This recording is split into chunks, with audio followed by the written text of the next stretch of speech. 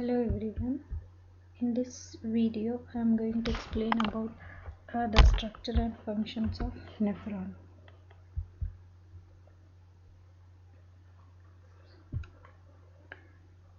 So to begin with, here is the definition of nephron. What is nephron? The word nephron is derived from the Greek word nephros, meaning kidney. Nephron is nothing but a microscopic, basic, structural and functional unit of the kidney. A kidney generally contains about 1 to 1.5 million nephrons in it. If we see a mammalian nephron, the length of a mammalian nephron varies from 35 to 55 mm. Coming to the function, nephron regulates water and soluble substances in the blood by filtering it. It reabsorbs what is needed and it secretes some of the essential things and excretes the rest as urine.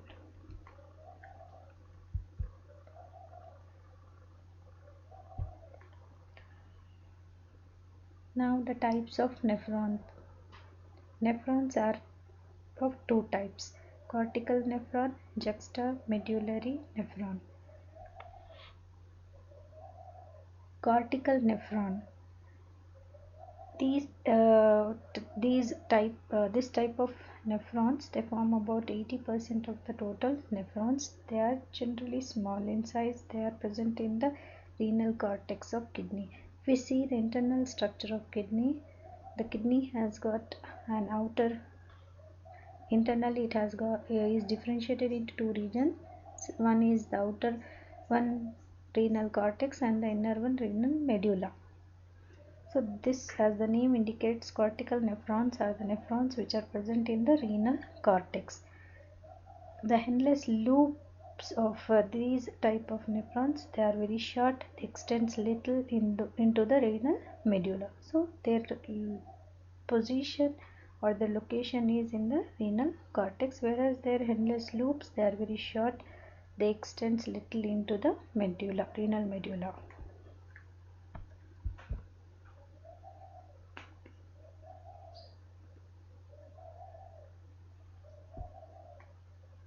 The second type of nephron is juxtamedullary nephron.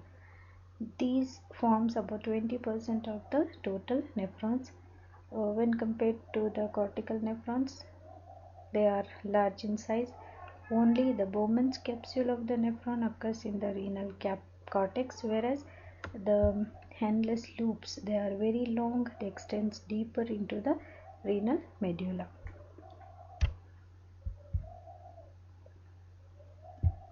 So here is a flow chart showing the different parts of a nephron.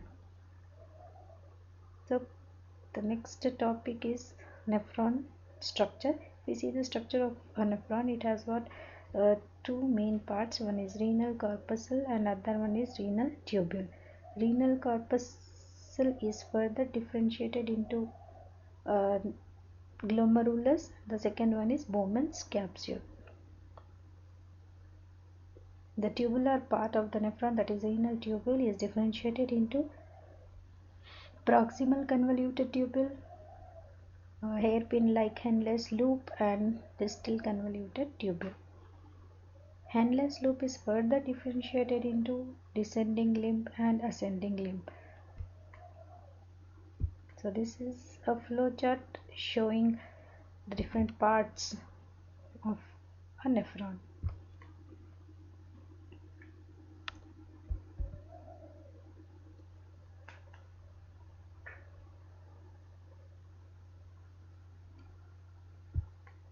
So this is the structure of nephron. Here I have shown the complete nephron with the two parts, that is the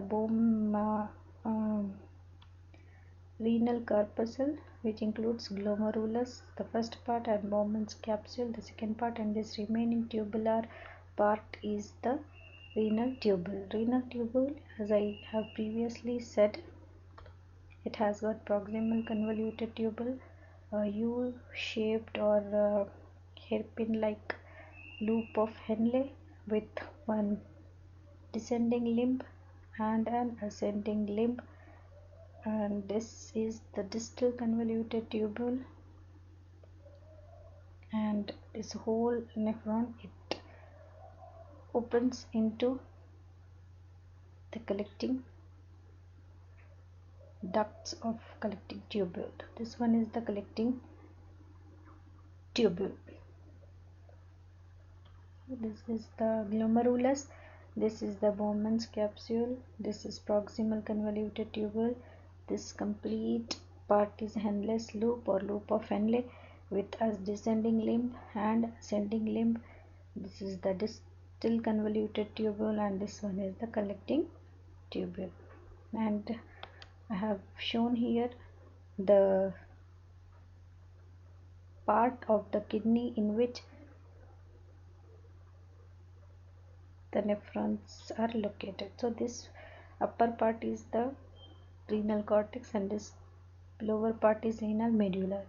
It is clearly shown in this figure that Bowman's capsule, proximal convoluted tubule, distal convoluted tubule are located in renal cortex of the kidney, whereas in the medulla you can see the presence of this Henle's loop.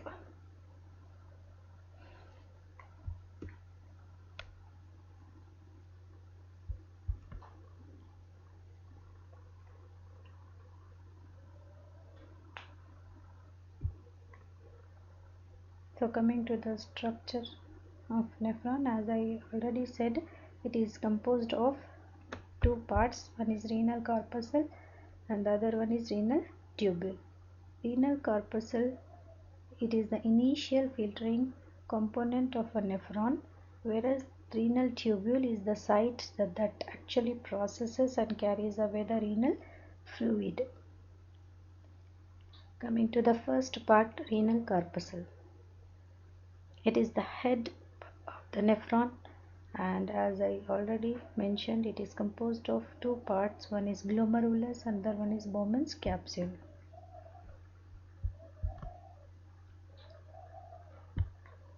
Glomerulus is nothing but a network or tuft of capillaries enclosed in the Bowman's capsule, cup-shaped Bowman's capsule. It has got three layers. The first one is endothelial layer of endothelial cells with pores, a middle glomerular basement membrane, and third one is a layer of podocytes. So this is the internal structure of glomerulus. This glomerulus, it receives blood from afferent arteriole of the renal artery which enters the kidney. Only about a fifth of the blood plasma is filtered in the glomerulus, whereas the rest passes out through efferent arteriole which leaves the glomerulus.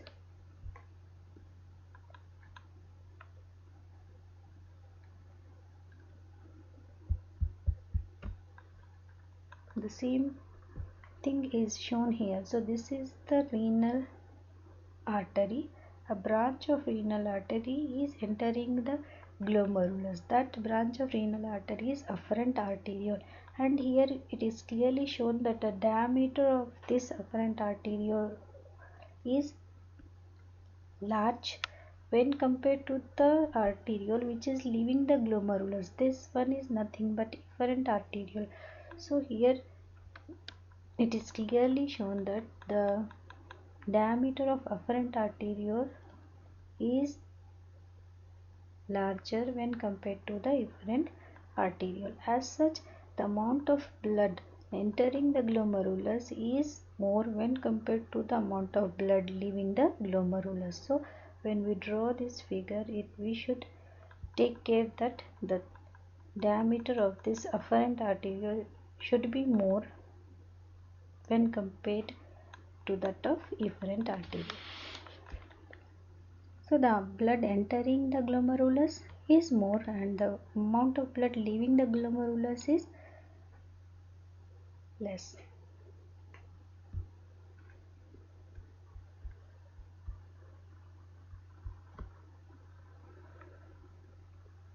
The same thing is shown here. The diameter of afferent arteriole, which is a branch of renal artery entering the kidney, is larger than the efferent arteriole. Hence, more blood enters and less blood leaves the glomerulus. This increases the hydrostatic pressure. Hence, fluids from blood are ultrafiltered, means filtered under pressure, resulting in the formation of filtrate. It operates as a non-specific filter site. Glomerulus is a non-specific filter site. It removes both essential as well as non-essential substances from the blood.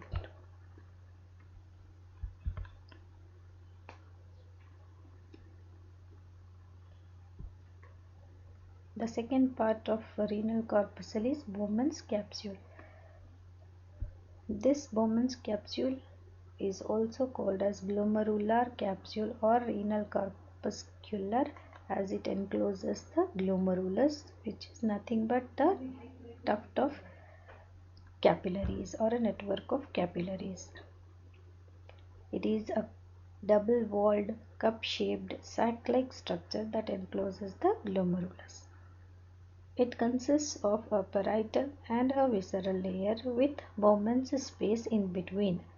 So this Bowman's capsule has got 3 layers: parietal, visceral with Bowman's space in between. It transfers the filtrate which it receives from glomerulus to the next part of the nephron, that is renal tubule. It leads into the first part of the renal tubule, that is proximal convoluted tubule.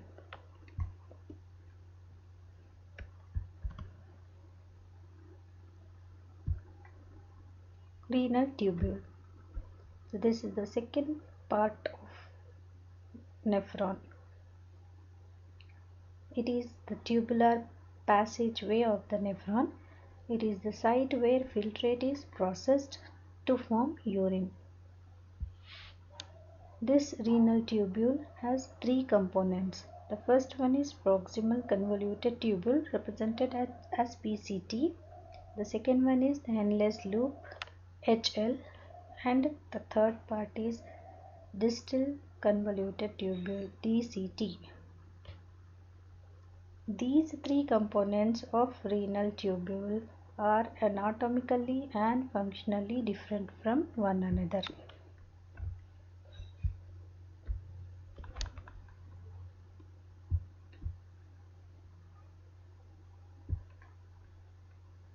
Coming to the first part of renal tubule, that is proximal convoluted tubule.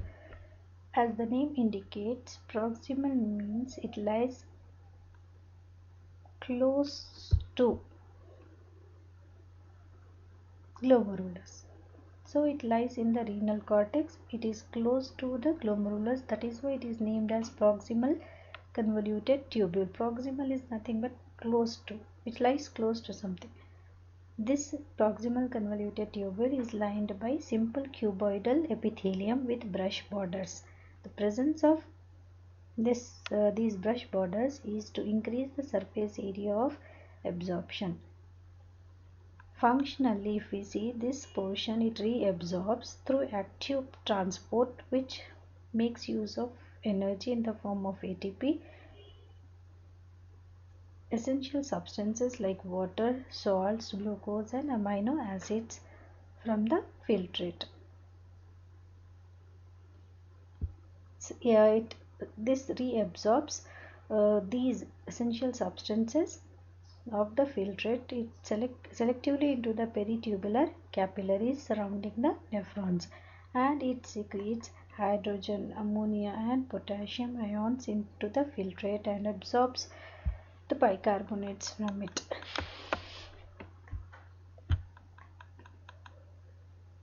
Thus, it maintains electrolyte and acid-base balance of the body fluids.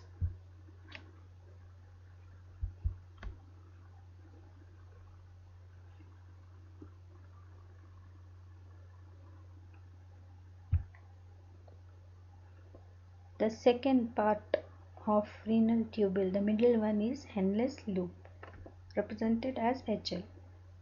It is a hairpin-like or U-shaped tube lying in between proximal convoluted tubule and distal convoluted tubule. It lies in the renal medulla. The first and last parts of renal tubule are in renal cortex, whereas this Henle's loop is located or it lies in the renal medulla. This structure, it consists of two parts.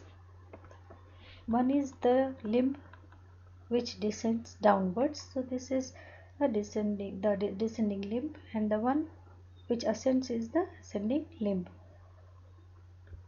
So thus a descending and ascending limb, they together form a U-shaped or hairpin-like Henle's loop.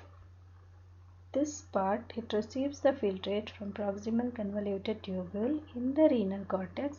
It extends in the renal medulla as descending limb.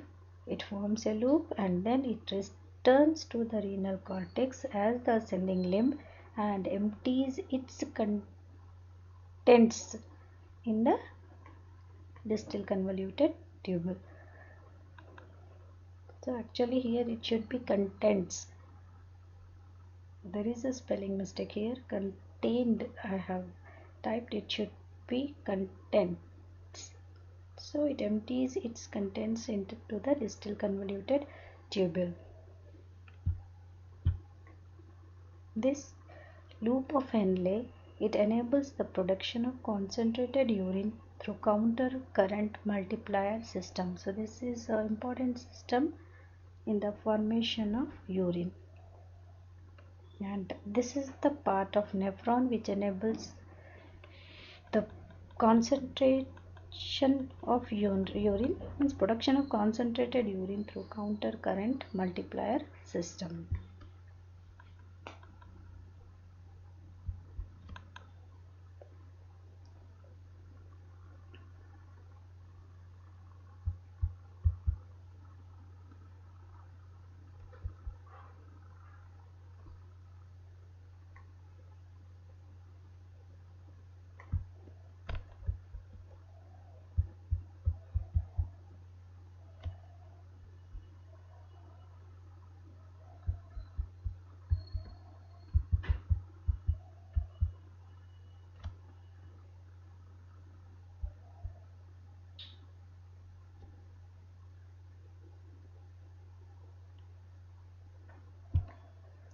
The descending limb of Henle's loop is permeable. As I already mentioned that these two limbs, descending limb and ascending limbs, they are different in their anatomy and function. So descending limb is permeable to water and impermeable to an electrolyte. Thus water is absorbed in this part, whereas this part passes away the salts. So it saves water and passes the salts.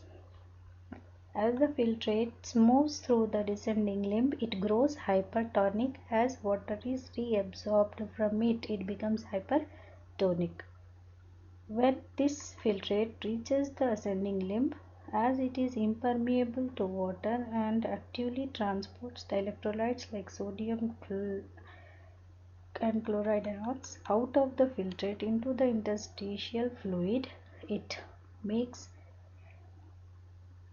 the renal fluid hypotonic. So as the filtrate moves through the ascending limb, it gets diluted or hypotonic as it is impermeable to water, whereas electrolytes are actively transported out of the filtrate into the interstitial fluid, making the filtrate hypotonic.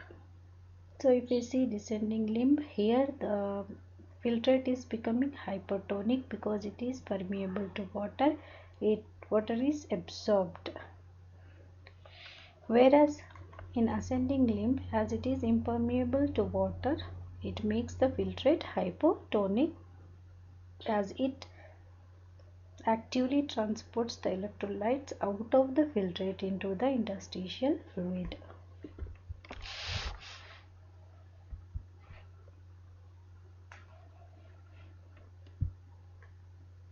Now the third part is distal convoluted tubule, DCT. This is the last part of the nephron. It is highly coiled. It lies in the renal cortex. It is the site for active transport. It receives dilute renal fluid from ascending limb, which is a part of loop of Henle. In this part, sodium bicarbonate ions from the filtrate are reabsorbed, and ions such as hydrogen, potassium and ammonium are secreted into the filtrate. So this structure or part of the nephron, it maintains the sodium potassium level and pH in the blood cell.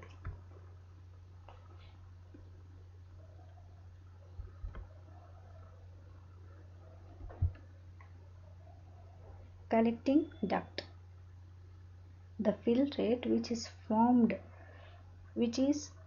or which is present in the distal convoluted tubule is passed to a system of collecting ducts of the long and straight collecting tubules, as I already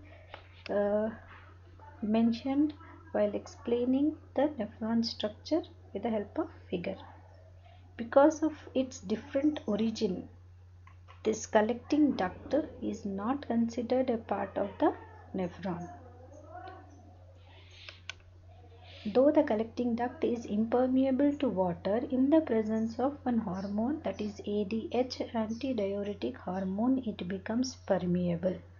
So maximum reabsorption of water takes place in it, and hydrogen and potassium ions are secreted to maintain the balance of the blood, and thus again the urine becomes hypertonic, or the renal fluid or the filtrate becomes hypertonic.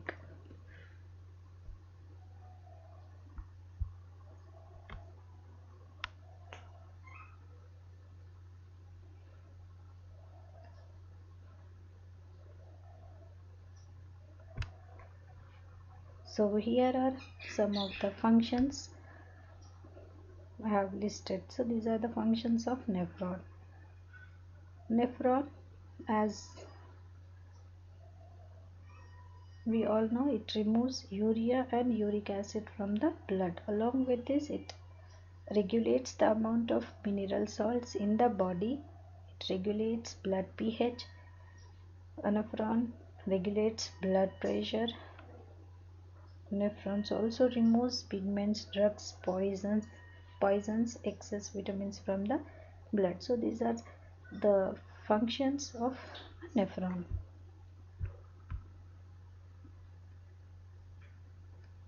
So before ending, I would like to give a quick recap of what I have explained till now.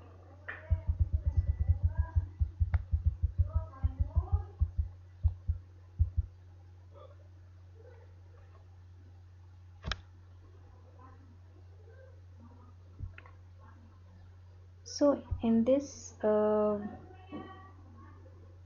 lesson, as I have explained about first what is nephron, and the next thing was the types of nephron, the structure of nephron and function. So these are the different things which I have covered in this presentation. So nephrons, these are nothing but the microscopic basic structural and functional units of kidney. They regulate water and soluble substances in the blood by filtering, by reabsorption of what is needed, by secretion, and excreting the rest as urine. So coming to the types, as already mentioned, nephrons are of two types: cortical nephrons and juxtamedullary nephrons, based on their position or location in the kidney. If they are located in renal cortex, they are cortical nephrons. Their handless loops are very short and extends little into the medulla. Juxtamedullary nephrons, as the name has medullary part in it, these are located in the renal medulla. Handless loops are very long and they are deeper into the medulla. Only their Bowman's capsule part is in renal cortex, and they constitute 20% of the total nephrons. So this is the flow chart of nephron. Nephron has two parts: renal corpuscle, renal tubule. Renal corpuscle has got again the tuft of capillaries, a network of capillaries called glomerulus, whereas the structure which encloses this glomerulus is Bowman's capsule, a double layered or double walled cup-like structure. And renal tubule is the part of nephron where the renal fluid is actually processed and forms the urine. It has got three parts: proximal convoluted tubule, which lies close to the Bowman's capsule. The middle one is handless loop, and then the one which is away from the Bowman's capsule is distal convoluted tubule. So if we see handless loop, it has got again descending limb and ascending limb.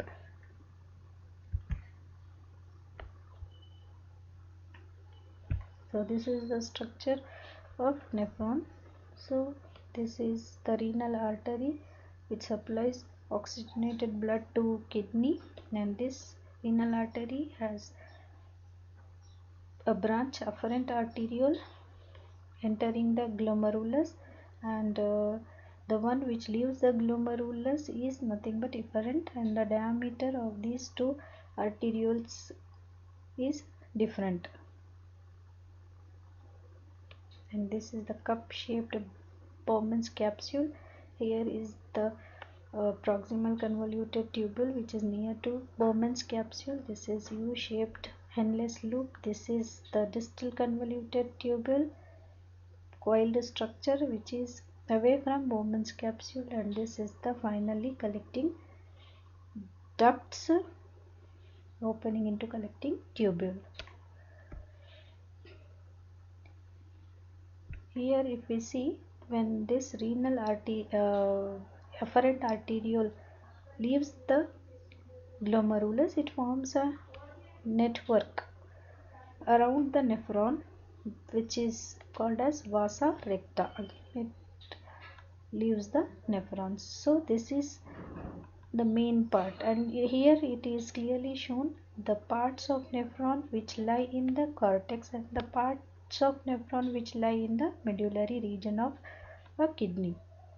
So if we see glomerulus, Bowman's capsule, proximal convoluted tubule, distal convoluted tubule, all these structures, they are present in cortex, whereas this loop of Henle with descending limb and ascending limb are in the medullary region of the kidney.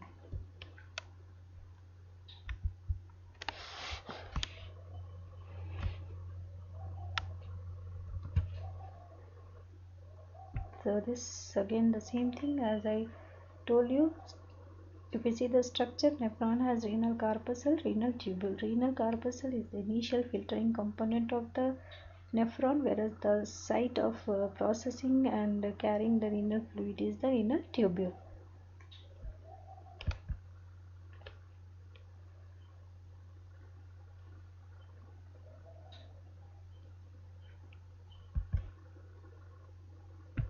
Here this point is important. The diameter of afferent arteriole which enters the glomerulus is larger than the of the efferent arteriole which leaves the glomerulus. Hence more blood enters and less blood leaves the glomerulus. As a result, under pressure the blood is filtered, and this process is nothing but ultrafiltration.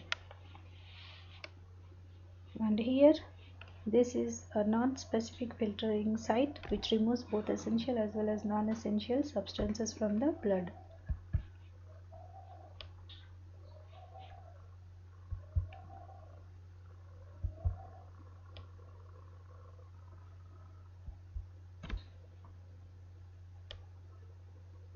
if we see the Henle's loop, this part is important. The loop of Henle, it enables the production of concentrated urine through countercurrent multiplier system as the flow of the renal fluid or the filtrate is in different directions in the ascending and in the descending limbs, resulting in the formation of concentrated urine.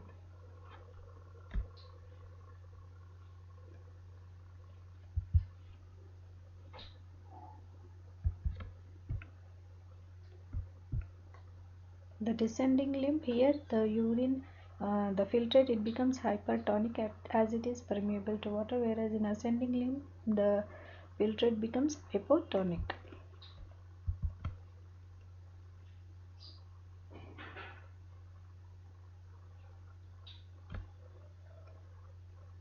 The distal convoluted tubule is the last part of the nephron, highly coiled, and it maintains the sodium potassium level and the pH in the blood cells.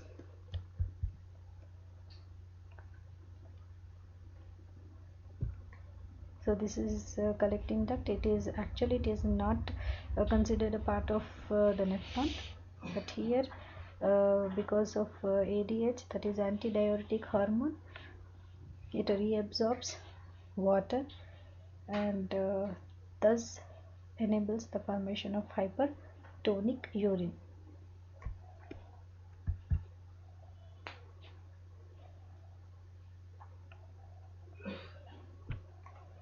So this is the last part of the presentation, that is the functions of a nephron. So these are the important functions of a nephron. First of all, it removes urea and uric acid from the blood. It regulates the amount of mineral salts in the body. It regulates the pH. It regulates the blood pressure, and also it removes pigments, drugs, poisons and excess vitamins from the blood.